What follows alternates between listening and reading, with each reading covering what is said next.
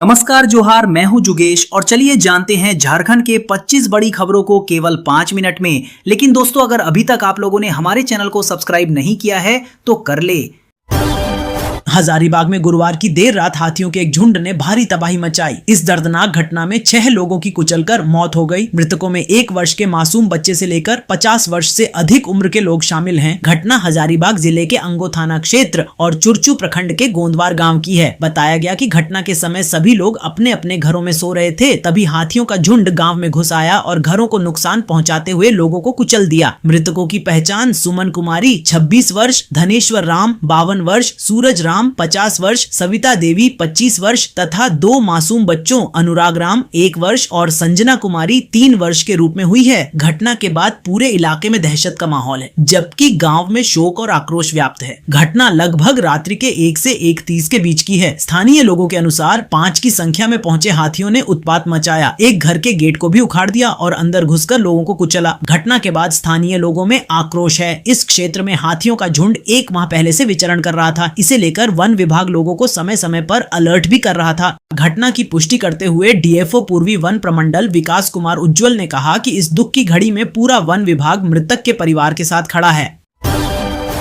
मैया समान योजना के लाभार्थी महिलाओं के लिए बड़ी खुशखबरी की खबर। सरकार ने घोषणा की है कि योजना की लाभार्थी महिलाओं को बैंकों के माध्यम से 20,000 रुपए तक का आसान लोन मिल सकेगा। हेमंत सरकार ने घोषणा की है कि अब सभी लाभार्थी महिलाओं को बैंकों के माध्यम से 20,000 तक का आसान लोन उपलब्ध कराया जाएगा। इस फैसले से महिलाएं स्वरोजगार शुरू कर सकेंगी और अपनी आर्थिक स्थिति मजबूत कर पाएंगी। सरकार का कहना है कि लोन प्रक्रिया को सरल रखा जाएगा ताकि अधिक से अधिक महिलाएं इसका लाभ उठा सकें। मैया योजना के तहत लोन मिलने की खबर महिलाओं के लिए उम्मीद जगाने वाली है, क्योंकि इससे आर्थिक आत्मनिर्भरता को बढ़ावा मिल सकता है।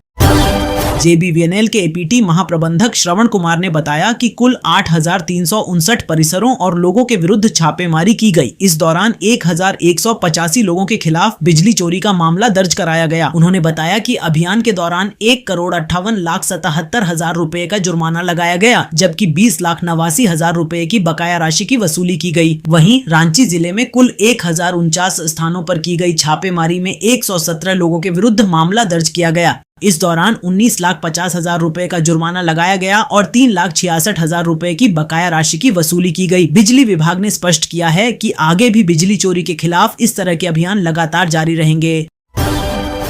गुमला जिले के रायडीह प्रखंड में मंगलवार की देर रात एक भीषण सड़क हादसे में 5 वर्षीय मासूम शिवम केशरी समेत एक अज्ञात महिला की मौत हो गई, जबकि 40 से अधिक यात्री घायल हो गए। बताया जा रहा है कि डुमरी प्रखंड के प्रसिद्ध धार्मिक स्थल टांगीनाथ धाम से मुंडन संस्कार संपन्न कर लौट रही रिजर्व बस अचानक अनियंत्रित होकर सड़क किनारे पलट गई। जानकारी के अनुसार सिमडेगा जिले के ठेठई टांगर निवासी मनीष केशरी के पुत्र का मुंडन संस्कार टांगीनाथ धाम में आयोजित किया गया था। इसमें सिमडेगा, ठेठई टांगर, तामड़ा तथा ओडिशा सहित विभिन्न स्थानों से एक ही परिवार के रिश्तेदार शामिल हुए थे। झारखंड में डीजीपी की नियुक्ति को लेकर बाबूलाल मरांडी ने सुप्रीम कोर्ट में याचिका दायर की है। याचिका में कहा गया है, नियुक्ति प्रक्रिया में सुप्रीम कोर्ट द्वारा निर्धारित मानकों और सुप्रीम कोर्ट के निर्देशों का पालन नहीं किया गया। इससे जुड़े एक मामले में पिछली सुनवाई के दौरान सुप्रीम कोर्ट ने टिप्पणी की थी कि राज्यों में नियमावली बदलकर डीजीपी नियुक्ति की परंपरा खत्म होनी चाहिए। उस दौरान शीर्ष कोर्ट की टिप्पणी पर बाबूलाल मरांडी ने कहा था कि डीजीपी पद पर चयन में राज्यों को जवाबदेह ठहराने का जो आदेश कोर्ट ने दिया है, वह उनके द्वारा उठाए गए हर मुद्दे पर एक तरह से मुहर है। 4 नए श्रम कानूनों के खिलाफ संयुक्त ट्रेड यूनियनों की हड़ताल को गुरुवार को झारखंड में भी असर दिखा। बैंक, कोलियरी और सार्वजनिक उपक्रमों में कामकाज बुरी तरह से प्रभावित हुआ। यूनियनों का दावा है कि राज्य भर के करीब 10 लाख मजदूर इस हड़ताल में शामिल हुए। हड़ताल का सबसे ज्यादा असर कोयला और बैंकिंग सेक्टर पर दिखा। बैंक एम्प्लॉइज फेडरेशन झारखंड के महासचिव ईमेल सिंह के अनुसार इस हड़ताल से राज्य भर में करीब 5300 करोड़ रुपए का बैंकिंग कारोबार प्रभावित रहा। अकेले रांची में ही 700 करोड़ का कारोबार प्रभावित हुआ। हड़ताल में झारखंड के करीब 7,000 कर्मचारी शामिल हुए। कर्मचारियों ने बैंकों के बाहर प्रदर्शन कर नए श्रम कानूनों का विरोध जताया। हड़ताल के कारण करीब 2.40 टन उत्पादन प्रभावित हुआ, जिससे करीब 16 करोड़ रुपए का नुकसान हुआ। बीसीसीएल में भी उत्पादन पर असर पड़ा।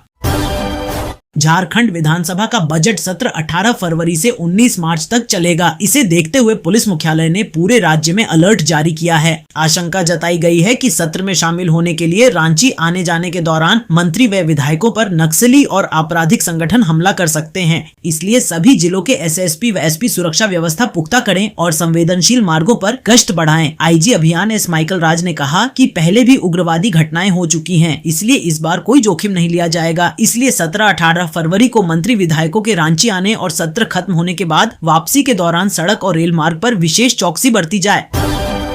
पश्चिमी सिंहभूम जिले और ओडिशा सीमा से सटे इलाकों में एक दंतैल हाथी, 2 दांत वाला हाथी का आतंक पिछले 11 दिनों से जारी है। इस हाथी के हमलों में अब तक 22 लोगों की मौत हो चुकी है, जबकि कई ग्रामीण घायल हुए हैं। झारखंड और ओडिशा की संयुक्त वन विभाग टीम विशेषज्ञों और ड्रोन कैमरों के बावजूद सोमवार को तीसरे दिन भी हाथी की सटीक लोकेशन का पता नहीं चल पाया है। वन विभाग के अनुसार शुक्रवार को मझगांव प्रखंड के बेनीसागर इलाके में दंतैल हाथी लगभग 12 घंटे तक एक ही स्थान पर रहा था। इसके बाद से उनका लोकेशन ट्रैक नहीं हो पा रहा है। शुक्रवार को उसे ट्रैंकुलाइज कर पकड़ने की पूरी तैयारी की गई थी, लेकिन घने जंगल और तकनीकी बाधाओं के कारण यह ऑपरेशन सफल नहीं हो सका। इसके बाद हाथी ओडिशा सीमा की ओर स्थित काजू बागानों में चला गया, जिससे उसका मूवमेंट ट्रैक करना और भी मुश्किल हो गया है।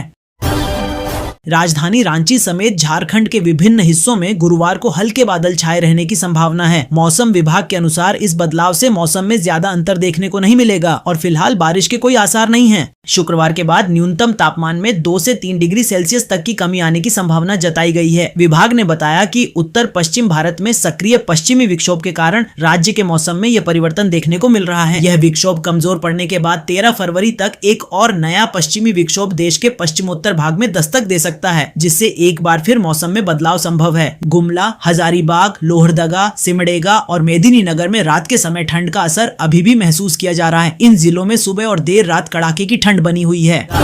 कोल्हान के स्वास्थ्य ढांचे को मजबूत करने की दिशा में एमजीएम मेडिकल कॉलेज अस्पताल को बड़ी सौगात मिलने जा रही है। अगले शैक्षणिक सत्र से एमजीएम मेडिकल कॉलेज में एमबीबीएस की सीटें 150 से बढ़ाकर 250 की जाएंगी। वहीं पोस्ट ग्रेजुएट की सीटें 51 से बढ़कर 150 हो जाएंगी। इसके साथ ही अस्पताल में हृदय, कैंसर, न्यूरोलॉजी और किडनी रोगों के लिए अत्याधुनिक इंडोर सुपर स्पेशलिटी सेवाएं शुरू होंगी। सीटों में बढ़ोतरी को देखते हुए कॉलेज और अस्पताल की आधारभूत संरचना को तेजी से उन्नत किया जा रहा है। नए भवन, आधुनिक उपकरण, उन्नत प्रयोगशालाएं और स्पेशलिटी वार्ड तैयार किए जा रहे हैं ताकि नेशनल मेडिकल कमीशन के मानकों को पूरा किया जा सके।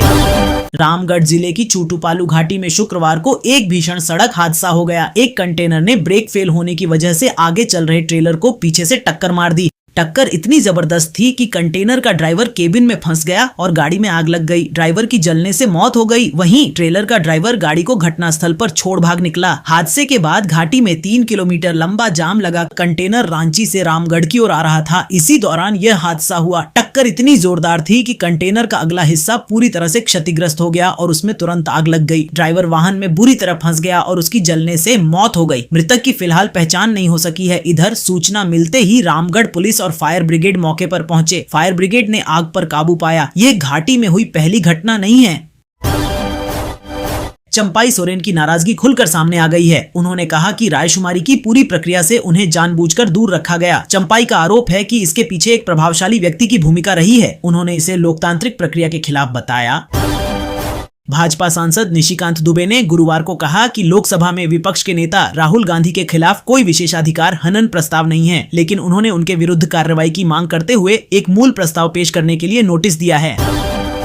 राजधानी रांची में नगर निगम चुनाव का माहौल गर्मा गया है। इस बार चुनावी तस्वीर बदली नजर आ रही है, क्योंकि मैदान में पुरुषों से ज्यादा महिलाएं सक्रिय दिख रही हैं। घर की देहरी लांघकर अब आधी आबादी शहर की सरकार में हिस्सेदारी का दावा कर रही है। नगर निगम चुनाव में महिलाओं की भागीदारी लगातार बढ़ी है। वर्ष 2008 में कुल प्रत्याशियों में महिलाओं की हिस्सेदारी सिर्फ 32% थी। वर्ष 2013 में यह बढ़कर 41% हो गई। वहीं वर्ष 2018 में महिला प्रत्याशियों की संख्या 44.56% तक पहुंच गई। यह आंकड़े साफ बता रहे हैं कि रांची की राजनीति में महिलाएं अब सिर्फ वोटर नहीं बल्कि मजबूत दावेदार बन चुकी हैं।